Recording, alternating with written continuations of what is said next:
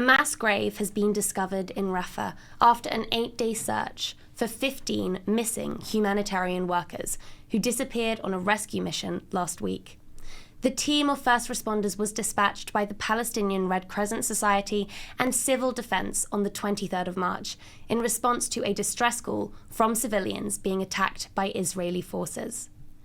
After days of blockades, UN workers arrived on the scene and recorded footage of civilians fleeing under gunfire. Shown on the screen here, a woman was shot in the back of her head. They did manage to recover her body.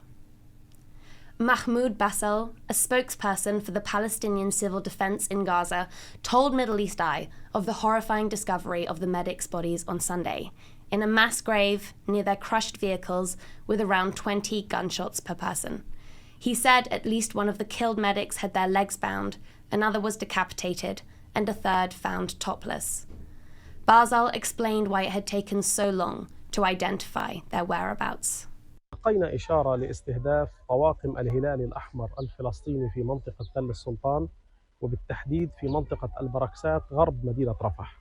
توجهنا على الفور وتوجهت طواقم الهلال الأحمر أيضا معنا في هذه المهمة وذهبنا إلى منطقة البركسات. طبعا عند وصول الطواقم وبعد لحظات أردنا التواصل حتى نطمئن هل هم بحاجة إلى إسناد، هل هم بحاجة إلى إمداد، لكن للأسف الشديد تفاجأنا بأن كافة الاتصالات مع طواقمنا قد فقدت بشكل كامل. تواصلنا مع الهلال الأحمر فإذا بهم يقولون أن القضية نفس قضيتنا، أنه لا تواصل مع طواقم الهلال أيضا، وبالتالي أصبح هناك لدينا فقد للاتصال بشكل كامل مع كافة الطواقم التي خرجت إلى المهمة، وهذا يوم السبت فجر يوم السبت. طبعا في نفس التوقيت أعلن الاحتلال الإسرائيلي أن منطقة رفح هي منطقة مغلقة وأن منطقة السلطان عبارة عن منطقة عسكرية مغلقة ولا يجوز لأحد لا الدخول ولا الخروج منها. أيقنا أن هناك إشكالية مع الطواقم. طبعا بعد عملية التنسيق الذي دام لأكثر من يوم، الاحتلال الإسرائيلي كان يرفض بشكل قطعي أن يكون هناك اتصالات مع أو هناك تنسيق مع طواقمنا ولا مع حتى الصليب الأحمر والهلال الأحمر من أجل الدخول إلى تلك المنطقة. This alleged attempt to cover up the killings, as well as the state in which the deceased were found, have fueled accusations that Israeli forces deliberately targeted medics, including from the Palestinian Red Crescent itself. Here's what one Red Crescent worker in Rafah had to say. يعني نحن اليوم في مستشفى ناصر ننتظر استقبال الشهداء الذين ارتقوا نتيجة إطلاق النار عليهم من قبل جيش الاحتلال في منطقة الحشاشين برفح قريبا من الحي السعودي. هؤلاء الشهداء تلقوا الرصاص في صدورهم وفي رؤوسهم. الجيش الإسرائيلي كان يقصد قتل هؤلاء الشباب الذين ذهبوا استجابة لنداء من المواطنين في المنطقة نتيجة القصف الإسرائيلي المستمر على هذه المنطقة. The intentional targeting of medical personnel is a war crime under international law. Israel's military said troops fired on vehicles advancing suspiciously without headlights or emergency signals. It has also said a Hamas operative and 8 other terrorists were among those killed.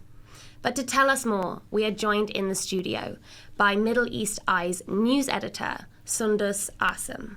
Hello, thank you for joining us.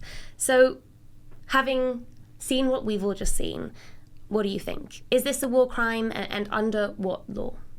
Given the facts that we have, including reporting by Middle East Eye and other international and Palestinian journalists, it appears that the key principles of international humanitarian law, including the principle of distinction, proportionality, and precaution, have not been duly observed by the Israeli military. We have not heard any denial by the Israeli military of these facts. In fact, the Israeli military spokesperson has alleged that a Palestinian combatant was in one of these targeted vehicles. However, he has not provided any evidence to support that claim. Right. And the recovered bodies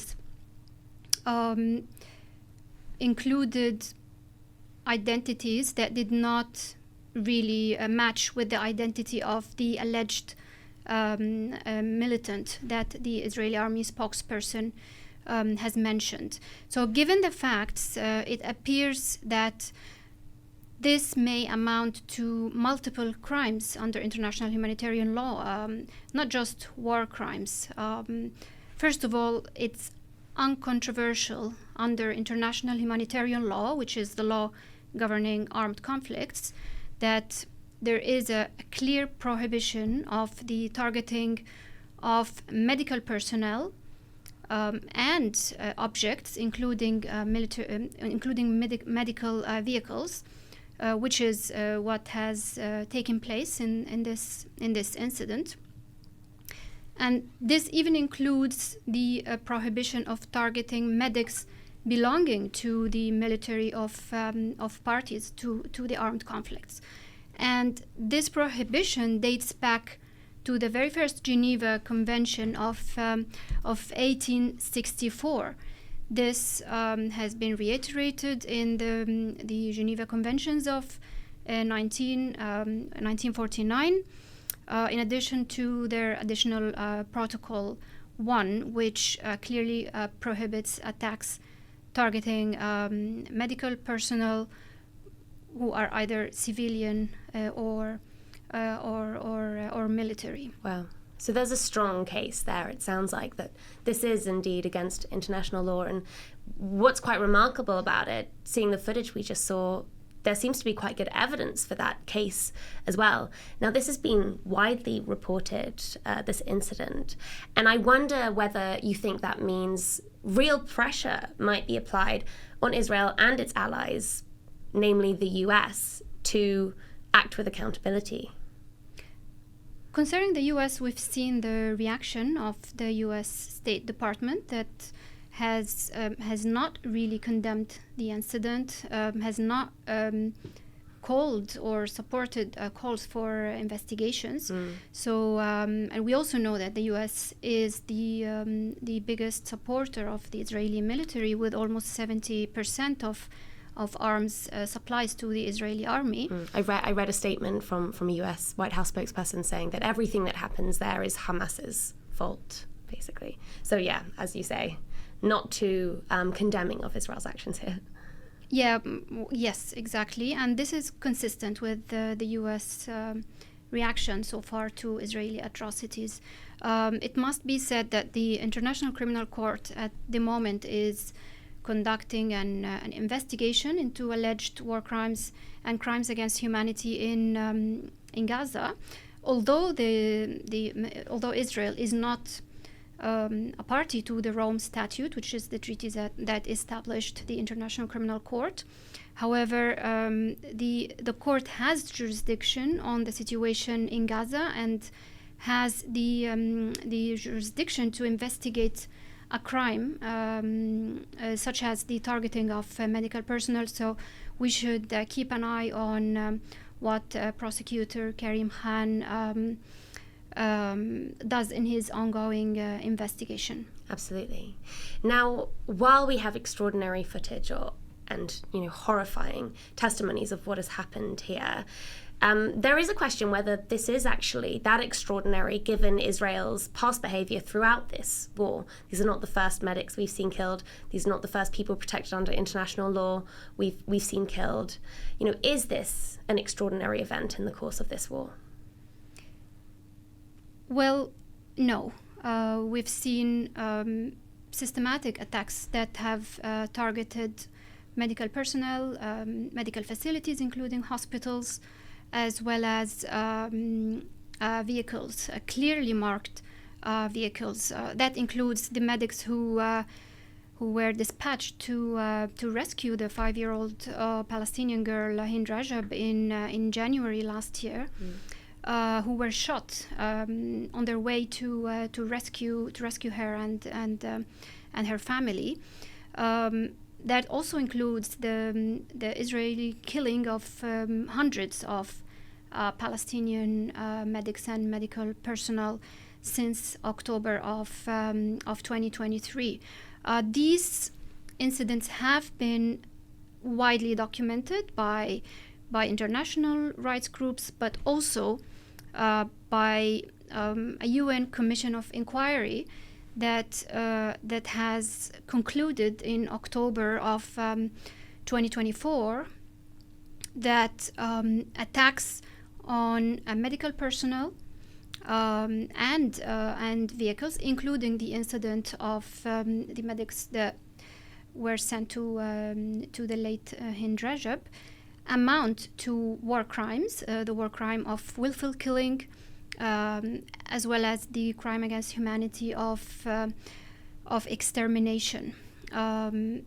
Additionally, these incidents have also been cited in South Africa's case before the International Court of Justice, which was filed in December of 2023, which accused the State of Israel of breaching the Genocide Convention by committing acts that are prohibited under the convention, targeting Palestinians as a group. So the targeting of Palestinian medics potentially would amount to a violation of the Genocide Convention, of one of the acts, multiple acts under the Genocide Convention, including killing members of the group or imposing conditions of life that are calculated to bring about